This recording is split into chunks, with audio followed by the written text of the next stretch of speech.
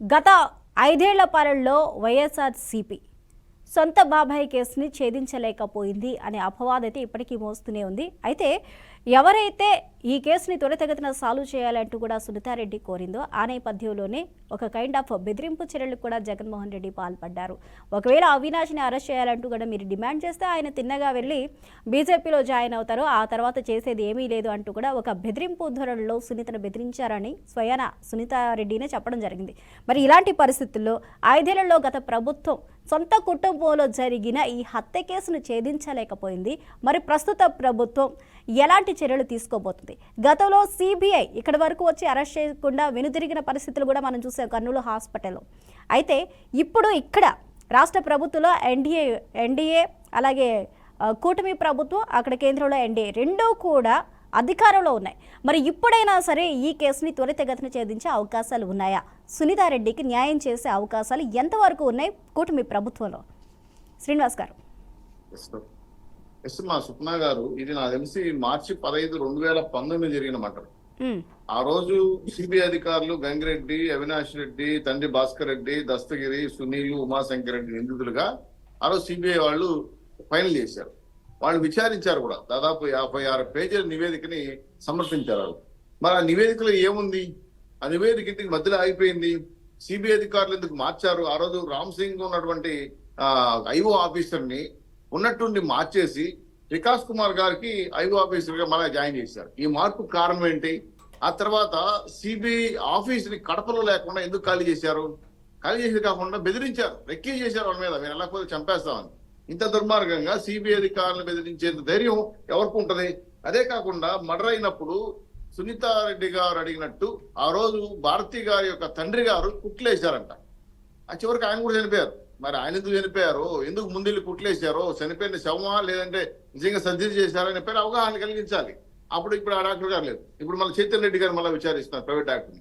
So ఇలా కాకుండా ఆ రోజు ఉన్నటువంటి ఐఓ ఆఫీసర్లు ఇచ్చిన రిపోర్టు, రామ్ సింగ్ గారు ఇచ్చిన రిపోర్టు, వీటిలో ఏమైనా తారుమారు జరిగిందా? తర్వాత ఎవరైతే భారతీ గారి పిఏ గారు ఉన్నారో నవీన్ అనే వ్యక్తి కానీ, అలాగే ఉన్నికృష్ణన్ సిఎంపిఏ గారు కానీ, వీళ్ళ దగ్గర నుంచి సెల్లులు మారాయి. వాళ్ళ దగ్గర నుంచి సమాచారం వచ్చింది. ఉదయాన్నే అవినాష్ రెడ్డి గారికి ఫోన్ వచ్చింది, మా చిన్నాన్న ఇస్ మోర్ అని. ఇట్లాంటి అనేక అంశాల పైన అనుమానాలతో గూగుల్ టేక్అవుట్ ని క్లియర్ గా తీసుకొని డేటా తీసుకొని విచారించ మొదలు పెట్టారు. దాంతో ఒక సాక్షి చనిపోవడం, దస్తగిరి అప్రూవల్ గా మారిపోవడం చూస్తే దీని వెనకాల భారీ కుట్ర జరిగింది. ఆ కుట్ర ఏదో ఛేదింపడతా ఉంది. జగన్మోహన్ రెడ్డి గారి మెడకి, అలాగే అవినాష్ రెడ్డి మెడకి చుట్టుకుంటా ఉంది అవచ్చు.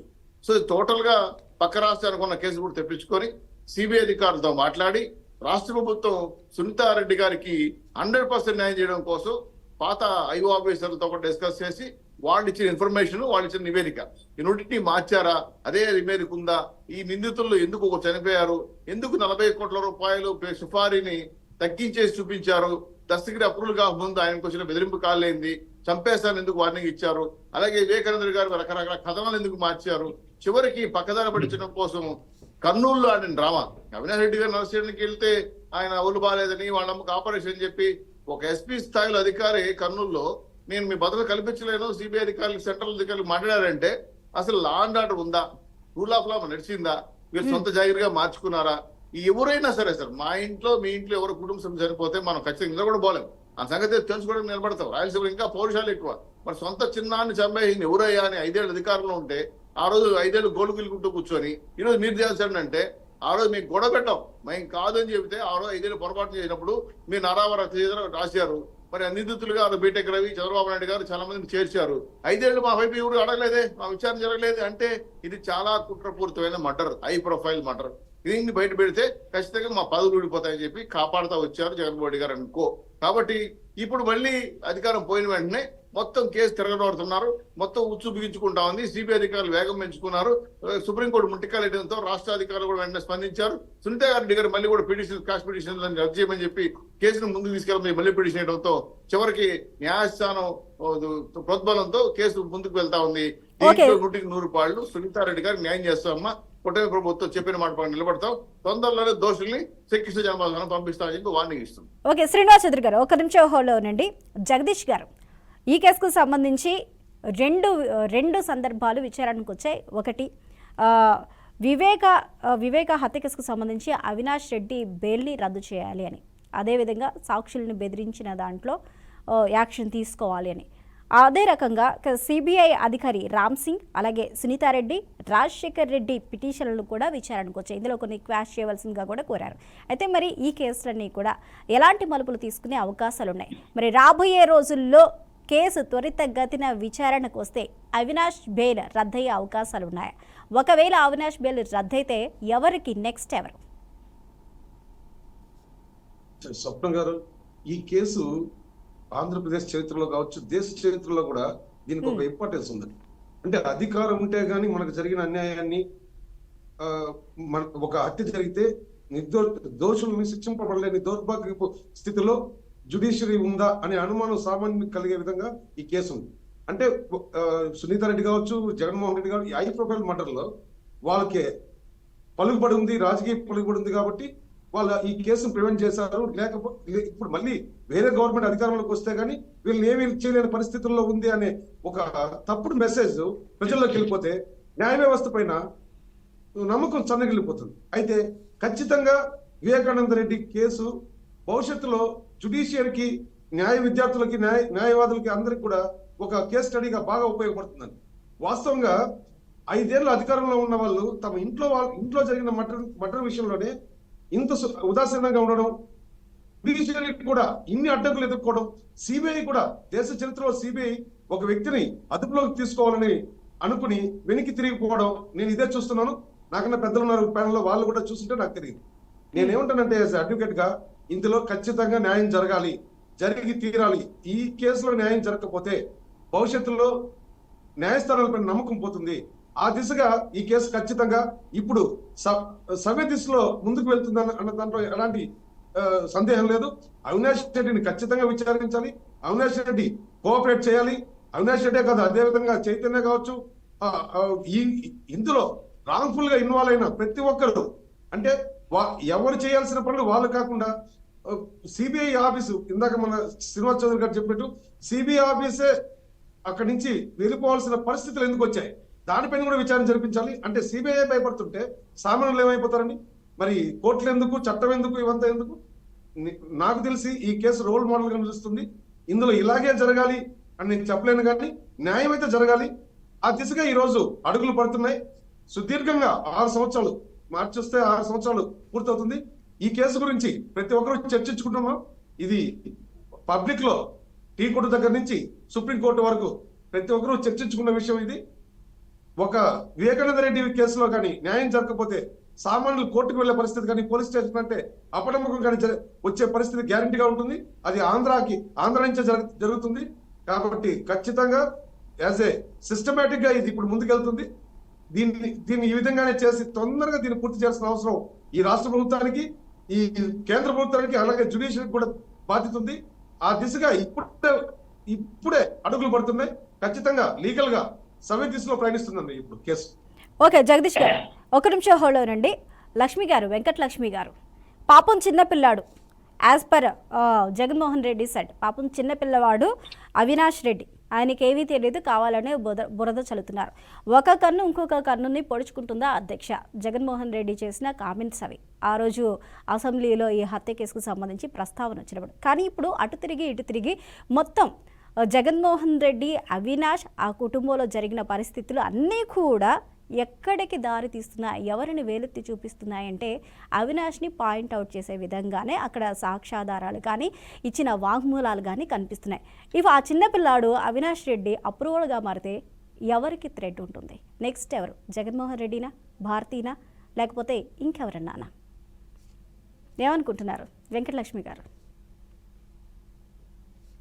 అన్మ్యూట్ చేయండి వెంకటలక్ష్మి గారు, వాయిస్ అన్మ్యూట్ చేయండి. ఈ రోజు జగదీష్ గారు మాట్లాడుతూ ఇప్పుడే చెప్పారు ఏంటంటే, ఒక హత్యను ఛేదించాలంటే, ఒక నిందితులకి శిక్ష పడాలంటే గవర్నమెంట్లు మారాల్సి ఉంది అనేటువంటి విషయం రాష్ట్ర ప్రజలు ఆలోచిస్తూ ఉంటారు. కనుక ఇది మంచి పద్ధతి కాదు. గవర్నమెంట్ మారితేనే కాదు, ఎవరికైనా సరే న్యాయం చేసే విధంగా చట్టం, న్యాయం ఉండాలనేది మాట్లాడారు. చాలా చక్కగా, చాలా సంతోషం. మంచి. కానీ వెంకటలక్ష్మి గారు, అవినాష్ రెడ్డికి ఇచ్చిన నోటీసులతో తాడేపల్లిలో టెన్షన్ మొదలైంది అంటున్నారు. అది ఎంతవరకు వాస్తవం అంటారు? నిజంగానే టెన్షన్ పడుతున్నారా తాడేపల్లిలో?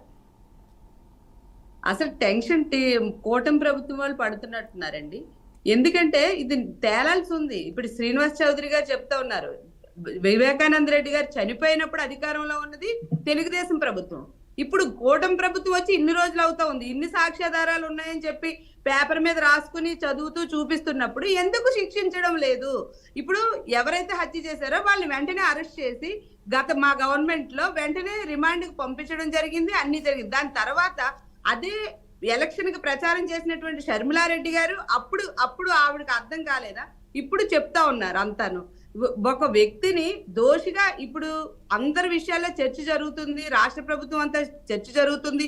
చిన్నపిల్లాడిని అడిగినా చెప్తారంటే ఒక రాజశేఖర రెడ్డి గారి ఫ్యామిలీ కనుక దాని గురించి అందరూ కూడా చూసేటువంటి పరిస్థితి ఉంది. ఆయన రాజశేఖర రెడ్డి గారి తమ్ముడు, ఆయన కూడా మంచి వ్యక్తిత్వం ఉన్నటువంటి వ్యక్తి, మంచి వ్యక్తి. వాట్ ఎవర్ లోపల ఏం జరిగిందనే విషయాన్ని ఎవరికి కూడా తెలియదు. ఇప్పుడు చెప్తున్నారు కదా, అప్పుడు మీ గవర్నమెంట్ అధికారంలో ఉంది హత్య జరిగినప్పుడు, ఇప్పుడు కూడా మీ గవర్నమెంట్ అధికారంలోకి వచ్చింది, మరి ఎందుకు మీరు డిలే చేస్తున్నారు? మీరు న్యాయస్థానాల్ని ప్రభావితం మేము చేస్తామని అంటున్నారు. వైసీపీ ప్రభుత్వం న్యాయస్థానాల్ని ప్రభావితం చేసింది, సిఐడిని ప్రభావితం చేసింది, పోలీసు వ్యవస్థని ప్రభావితం చేసింది. మరి అలాంటప్పుడు మీ చేతిలో ఇప్పుడు అధికారం ఉంది కదా, మీకు సెంట్రల్ కూడా సపోర్ట్ గా ఉంది. సిఐడి కార్యాలయాన్ని కూడా ఖాళీ చేయించారు, ఇప్పుడు సిఐడి కార్యాలయాన్ని మీరు పెట్టించండి. ఆంధ్ర రాష్ట్ర ప్రభుత్వానికి అంత బలం ఉంది అని మీరు అనుకుంటే ఆంధ్ర రాష్ట్ర ప్రభుత్వం చెప్పినట్టే ఏ దోషికైనా శిక్ష పడుతుంది అనేటువంటి పరిస్థితి మీకు ఉన్నట్టయితే ఈ రోజు ఎప్పుడో మీరు జగన్మోహన్ రెడ్డి గారిని ఈ పాటికే మీరు అరెస్ట్ చేసేసేవాళ్ళు. మీ టార్గెట్ జగన్మోహన్ రెడ్డి గారు వైఎస్ఆర్సీపీ ప్రభుత్వాన్ని కూలదోయడానికే ఇటువంటి నిందలు మోపుతూ ఈ రోజు మాట్లాడుతారు. అధికారం ఇప్పుడు మీ చేతిలో ఉంది, మీ చేతిలో పెట్టుకొని మీరు జగన్మోహన్ వెంకటలక్ష్మి గారు వైఎస్ఆర్సీపీ ప్రభుత్వం ఎక్కడుంది ఇప్పుడు చెప్పండి? వైఎస్ఆర్సీపీ ప్రభుత్వం ఎక్కడుంది కూలదోసే ప్రయత్నం చేయడానికి, ఆరోపణలు చేయడానికి? గతంలో అధికారంలో ఉంది చంద్రబాబు నాయుడు ప్రభుత్వం, ఆరోపణలు చేసింది వైసీపీ. అప్పట్లో అధికారంలో ఉంది చంద్రబాబు నాయుడు ప్రభుత్వం, ఆరోపణలు చేసింది వైసీపీ. ఆనాడు కూడా వైసీపీ అధికారంలో లేదు. ఓకే, ఒక నిమిషం హోల్డ్ ఉంది వెంకటలక్ష్మి గారు, ఒక నిమిషం హోల్డ్. అవును, ఆ రోజు అధికారంలో లేదు, ఈ రోజు అధికారంలో లేదు. ఇప్పుడు వైసీపీ ప్రభుత్వాన్ని కూల్చడానికి ప్రయత్నించిందనే మాటే లేదు అక్కడ. ఓకే, ఒక్క నిమిషం అండి లక్ష్మి గారు. రెడ్డి గారు కూడా నిజం తేల్చమనే చెప్తున్నారు మేడం. ఎందుకంటే వాళ్ళ చేతిలో ప్రభుత్వం సెంట్రల్ కూడా వీళ్ళకి సపోర్ట్ గా ఉంది. నిజం తేల్చమని జగన్మోహన్ రెడ్డి చెప్తున్నారు అంటున్నారు వెంకటలక్ష్మి గారు. నిజం తేల్చమని జగన్మోహన్ రెడ్డి 5 ఏళ్లలో అనలేదు. ఈ 5 ఏళ్లలో ఆయన అధికారంలో ఉండి నిజం తేల్చమని ఆయన గట్టిగా ఎక్కడన్నా మాట్లాడినట్టు మీరు విన్నారా? చెప్పండి, అన్నారా? 5 ఏళ్లలో అన్నారా ఆయన? చెప్పండి. ఇన్వాల్వ్ అయినట్టు ఉన్నట్ట. గతంలో ఎన్టీఆర్ గారు చనిపోయినప్పుడు చెప్పులు విసిరించినప్పుడు ఆయన పదవిని లాక్కున్నప్పుడు చంద్రబాబు నాయుడు గారు ఓకే అండి, ఓకే లక్ష్మి గారు ఒక్క నిమిషం హోల్డ్ ఉండండి. ఎన్టీఆర్ పదవి గురించి ఎన్టీఆర్ చెప్పులు కాదు కదా, ఎందుకు బాధపడతారు? అది ఎన్టీఆర్ కుటుంబ సభ్యులు చూసుకుంటారు. వైఎస్ఆర్సీపీ కుటుంబ సభ్యులు ఏం చేయాలో చేయండి. మీరు ఎన్ని రోజులు ఏం చేయాలో చెప్పండి. 5 ఏళ్ళ అధికారంలో ఉన్నారు కదా, మాట్లాడుతున్నారు. లక్ష్మీభారత్ మీ దగ్గర ఉంది కదా, ఇంటికి పెరుగుతుందా? లక్ష్మీభారత్ మానమని చెప్పండి. ఓకే, శ్రీనివాస్ గారు ఒక్క నిమిషం అండి. శ్రీనివాస్ గారు ఒక్క నిమిషం హోల్డ్ ఉండండి. శ్రీనివాస్ చౌదరి గారు సబ్జెక్ట్ మాట్లాడండి. శ్రీనివాస్ చౌదరి గారు ఒక్క నిమిషం అండి. లక్ష్మి గారు ఒక్క నిమిషం. లక్ష్మి గారు మనకి సమయం తక్కువగా ఉంది, ఒక్క నిమిషం అండి. లక్ష్మి గారు, వెంకటలక్ష్మి గారు, శ్రీనివాస్ చౌదరి గారు మీరు కూడా అండి, మీరు కూడా శ్రీనివాస్ చౌదరి గారు, లక్ష్మి గారు, శ్రీనివాస్ చౌదరి గారు ఇద్దరు అండి, ఒక్క నిమిషం అండి. ప్రతి ఒక్కరు తెలుసు జగన్మోహన్ గారు అనుకో అని చెప్పి ఎన్నిసార్లు సమాధానం అదే కదా, మసిపూసి మాట్లాడి చేసుకుంటున్నారు. ఓకే, ఒక్క నిమిషం శ్రీనివాస్ చౌదరి గారు ఒక్క నిమిషం అండి, ఒక్క నిమిషం దయచేసి హోల్డ్ ఉండండి. వెంకటలక్ష్మి గారు మీరు కూడా, శ్రీనివాస్ చౌదరి గారు, వెంకటలక్ష్మి గారు దయచేసి ఇద్దరు ఒక్క నిమిషం హోల్డ్ ఉండండి. గఫూర్ గారు ఒక్క నిమిషం అండి. శ్రీనివాస్ చౌదరి గారు, వెంకటలక్ష్మి గారు దయచేసి మీ ఇద్దరు హోల్డ్ ఉండాలి, ఒక్క నిమిషం. గఫూర్ గారు చెప్పండి. వెంకటలక్ష్మి గారిని గురించి నాకు వివరాలు తెలియవు.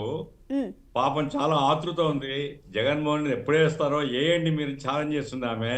శ్రీనివాస్ చౌదరి గారికి మరి వారి ప్రభుత్వానికి ఏమాత్రం శ్రద్ధ ఉన్నా ఆ పని చేయాలి. పోతే ఏమంటే గవర్నమెంట్ చేతిలో లేదు. కొంచెం వినండి. గవర్నమెంట్ చేతిలో లేదండి ఇది. ఎందుకంటే స్టేట్ గవర్నమెంట్ పరిధి దాటింది, సిబిఐ ఎంక్వైరీలో ఉంది. కాబట్టి కూటమి ప్రభుత్వం సిబిఐ మీద ఒత్తిడి తీసుకుని వచ్చేలాగా కేంద్ర ప్రభుత్వాన్ని అడిగి ఇది ఒక 6 నెలల లోపు, ఎందుకంటే సుప్రీంకోర్టులో కూడా మళ్ళీ మార్చికి ఇచ్చినారు వాయిదా. అవును. అంటే ఇది డిలే డిలే డిలే డిలే అవుతుంది. Justice delayed means justice delayed. అందుకోసమే కూటమి ప్రభుత్వం, అమ్మా కొంచెం వినండి, కూటమి ప్రభుత్వం కేంద్ర ప్రభుత్వం మీద ఒత్తిడి తీసుకుని వచ్చి సిబిఐ కంక్లూడ్ చేయాలి కేసును. ఎవరు దోషులు, ఎవరు ముద్దాయిలు, ఎవరు వెనుక ఉండి కుట్ర చేసినారు, ఎవరు ప్రత్యక్షంగా దాడులు చేసినారని బయట పెట్టాలా. అది ఎంత పెద్దోళ్ళైనా కావచ్చు బయటికి తీయాలా. ఆ రకంగా కూటమి ప్రభుత్వం పనిచేస్తే వెంకటలక్ష్మి గారికి బాధ తప్పుతుంది. అందుకోసం తక్షణం ఆ పని చేసే కోరుతున్నారు. నిర్ణయించేది వాళ్ళకి ఇంకా జైలు వేయలేదని బాధ కలుగుతాందేమో సార్.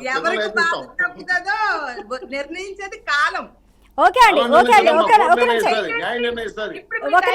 నిమిషం బాజీ గారు, కాబట్టి వెంకటలక్ష్మి గారు ఒక నిమిషం అండి. చెప్పండి బాజీ గారు, నిజంగానే ఇప్పుడు ఈ కేసు పురోగతి దిశగా వెళ్తూ ఉంటే వైఎస్ఆర్సీపీలో గుబులు మొదలైందా?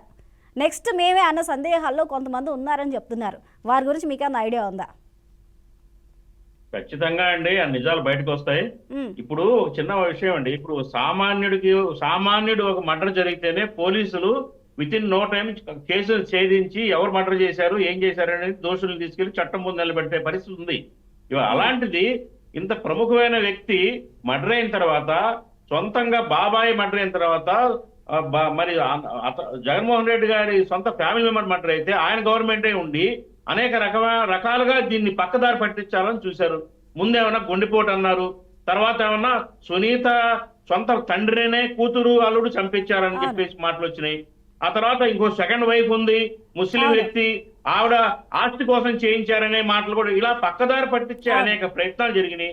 మరి ఆయన 5 ఏళ్ళు ప్రభుత్వంలో ఉన్నప్పుడు నిజంగా మర్డర్ చేసింది ఎవరు, ఎందుకు చేశారు, కారణాలు ఏంటి అనేది ఆయన కనిపెట్టలేని పరిస్థితుల్లో, అంత అధ్వానమైన పరిస్థితుల్లో ఆ ప్రభుత్వం ఉందా? ఎందుకు ఇది ఏని ప్రజాబాహుళ్యంలో చర్చించుకుంటూ ఉన్నారు, ప్రజలు క్వశ్చన్ చేస్తున్నారు, సమాజం అడుగుతుంది. కాబట్టి అన్ని వేళ్లు కూడా జగన్మోహన్ రెడ్డి గారి వైపే చూపిస్తున్నాయి. ఇది సత్యం. ఓకే అండి, రైట్ అండి, రైట్. థ్యాంక్ యూ అండి, థ్యాంక్ యూ సో మచ్. ఈ డిబేట్లో పాల్గొన్న బాజీ గారికి, జగదీష్ గారికి, అలాగే శ్రీనివాస్ చౌదరి గారికి, వెంకటలక్ష్మి గారికి, గఫూర్ గారికి థ్యాంక్ యూ సో మచ్ అండి. రైట్, ఇక చూస్తూనే ఉన్నాయి కదా, 6 సంవత్సరాల తర్వాత మరొకసారి మాజీ ఎంపీ వివేకానందరెడ్డి హత్య కేసు తెర మీదకి వచ్చింది. అయితే దీని వెనకాల ఎవరైతే ఉన్నారో వారందరినీ కూడా బయటికి తీసుకొచ్చే ప్రయత్నం చేస్తున్నాము, ఎవరిని కూడా వదిలిపెట్టే ప్రసక్తే లేదు అంటూ కూడా ప్రస్తుత కూటమి ప్రభుత్వం చెప్తుంది. వైఎస్ సునీతారెడ్డికి తగిన న్యాయం చేస్తామంటూ కూడా భరోసానిస్తుంది. ఈ నేపథ్యంలో వైఎస్ సునీత సీఎంఓ అలాగే డిప్యూటీ సీఎంని కలిసి వారికి సంబంధించి త్వరితగతిన విచారణ జరగవలసిందిగా మీరు సహకరించాలంటూ కూడా అభ్యర్థించారు. అదేవిధంగా హోంమంత్రిని కూడా కలిసి ముందుకు సరైన దిశలో ముందుకు వెళ్లేలాగా కోఆపరేట్ చేయాలంటూ కూడా ఆమె అయితే కోరినట్టు తెలుస్తుంది. మరి చూడాలి, అవినాష్ రెడ్డి బెయిల్ రద్దు అవుతుందా, ముందు పరిణామాలు ఏ విధంగా ఉంటాయి.